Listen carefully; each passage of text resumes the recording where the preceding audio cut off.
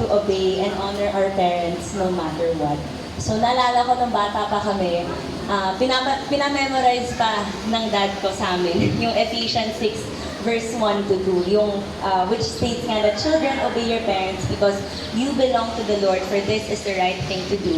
Honor your father and mother, for this is the first commandment with a promise.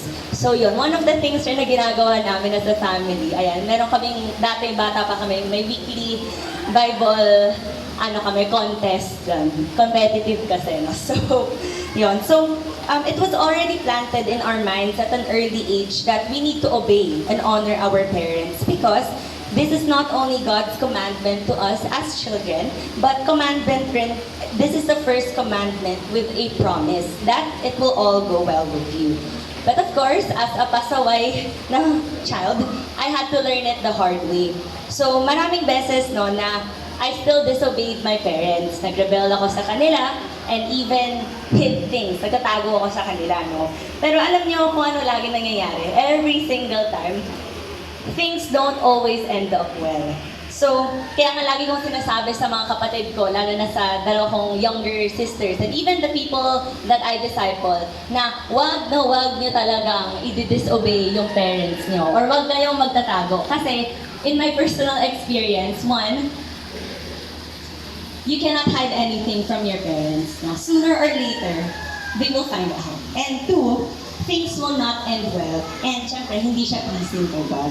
So, one of the things that our parents instructed us early on sa childhood namin is to not be in a relationship habang nag-aaral pa kami.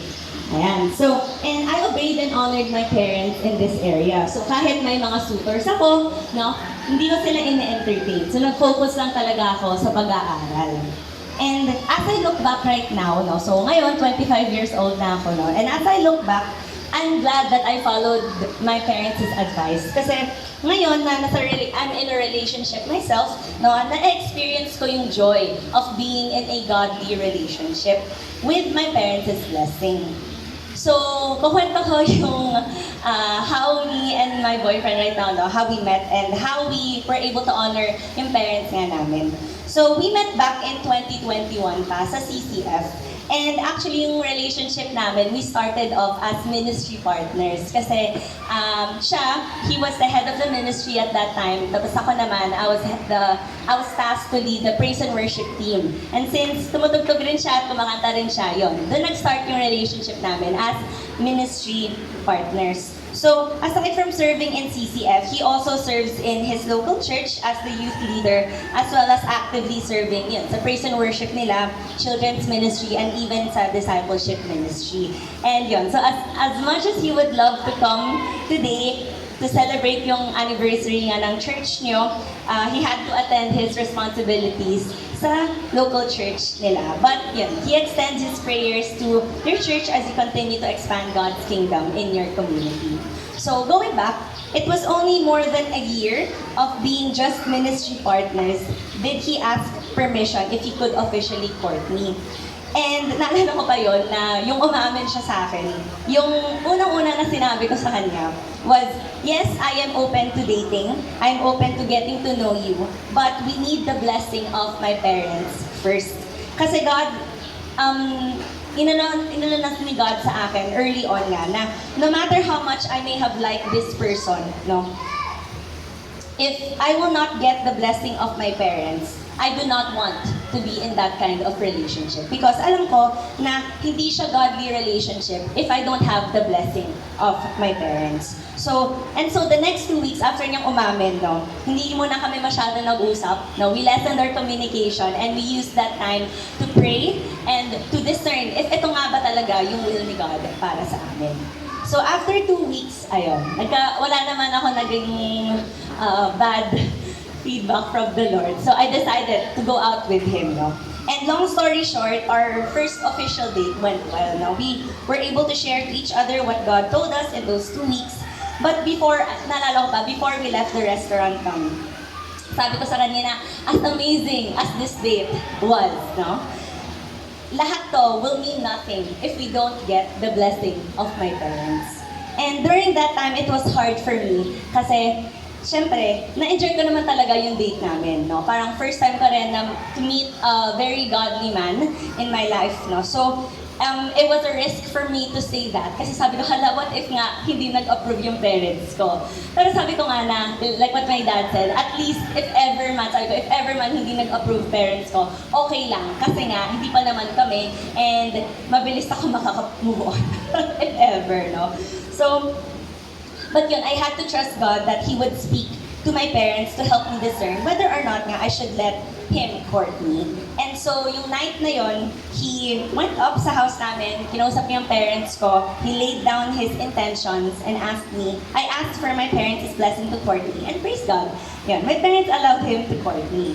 So, a few months passed again, He asked again, no, if He could, He asked for permission for us to be official na. And at that time, I prayed and seek God for an answer because I wanted to be very careful with my decision making.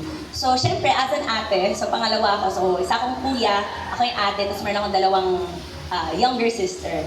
So, I wanted to be very careful because one, if nag-yes nga ako for us to be official, I will be the first one sa siblings namin to be in an official relationship, no? So, medyo pressure. And number two, since ako nga yung mauuna sa magkakapatid, it was really my desire to have a godly relationship that would not only honor my parents, but also si God. So, to my surprise, when he asked me that question nga, if pwede kami maging official, he also told me that he personally wanted to ask my parents for their blessing, no? Because he also wants us to honor my parents in his pursuit of me. And so, we asked for my parents' blessing for us to be official. And praise God, ayan, they also gave their blessing. So, fast forward to this year, last January lang, we decided to talk to our parents about our future plans, which involves getting married next year, if God willing, God willing. However, my parents at that time advised us to wag muna. Sabi nila, wag muna. No? And they advised us to get to know each other first more, no, in time. Kasi for them, it was too early for us in the relationship to plan and to think about mga future plans, things like that. No? So I will be honest that was a very hard month for us. But we knew that we needed to trust God in His plan. And as much as, and we prayed it over and said na, as much as we would love our plans to happen, if we don't get my parents' blessing, we will just have to faithfully wait. And praise God that in every step of our relationship, He would always encourage me to honor and to obey my parents. Even though sometimes it's hard for me, and minsan tempted nga ako to just do things my own way. So despite not getting initial approval from our parents regarding our plans, future plans, no, we continued to pray for God's will and focused on serving together. So that's in fulfilling our separate responsibilities sa bahay, sa work, no. So for me naman, I continued to do my best to honor and to obey yung parents ko. Such as yun, by showing appreciation, kasi kami, I work sa family business. So katrabaho ko si Mama, si Anya, tapos yun si Papa pumunta. So one of the things that I do to show appreciation is, lalo na if sobrang init ngayon, di ba? Yun, bumibili ako ng drinks, no? Para lang pang-refresh, no? So, things like that, no? Little gifts of appreciation. And other things I do to honor my parents, no, is yun, helping my mom also with house chores, especially if wala kaming helper, no? Para, sinabi ko nga sa kanya na parang, lalo na si Mama kasi siya nag-closing sa warehouse. So ako mga 4 p.m., 4:30 na sa bahay na ako.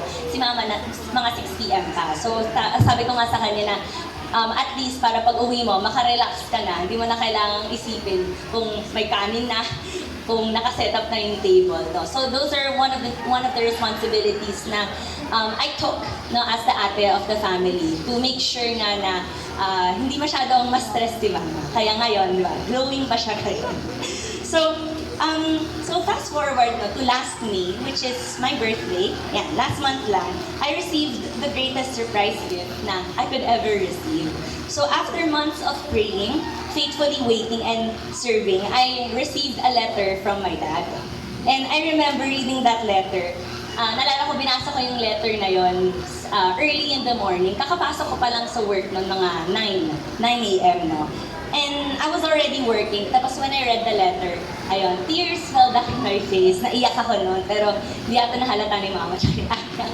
So, yun, because in that letter, no, my dad finally gave his blessing for us to get married next year. So it's only been a month, praise God. So it's only been a month now since my parents gave their blessing. But what I can say, no, personally, is truly there is blessing to those who faithfully wait and honor their parents and the Lord. So there were a lot of times wherein I would question why God allows or doesn't allow certain things to happen. No? But one thing is for sure, that trusting God means trusting my parents, and trusting my parents means trusting that they know what is best for you. So as a child, no, parang bilang anak, no, parang that's one of the things na we all have to understand. Now, we need to trust God. And trusting God means we need to trust that our parents know what is best for us. Kaya right now, I'm so careful sa mga ginagawa ko ngayon. Kasi I really don't want to dishonor my parents in the things that I do. And so as I end, no, I just wanted to share again that there's really just this joy of being in a godly relationship wherein you not only have your parents' blessing, but even yung family mo and your fellow friends in church. No? So now, we are able to freely plan our future, serve together in church, and spend time with each other's family without the need to hide. No? Hindi namin kailangan magtago, hindi namin kailangan maging anxious na hala, baka may makakita sa amin. Bawal pa, kunyari bawal pa, no? So, I will tell you, no, that there is peace and there is joy. And of course, above all, no, we also get to enjoy our time together. Kasi we know that above all, we honor the Lord when we honor our parents. And for me, that is the best kind of relationship to have. So as I end, please pray for me as I continue to serve God in the Philistine Ministries as a CF, and even with our future plans, that God will always be glorified in the things that I do, and that in every area of my life, I will be able to honor not only my parents, but more importantly, God. Thank you. Julie, so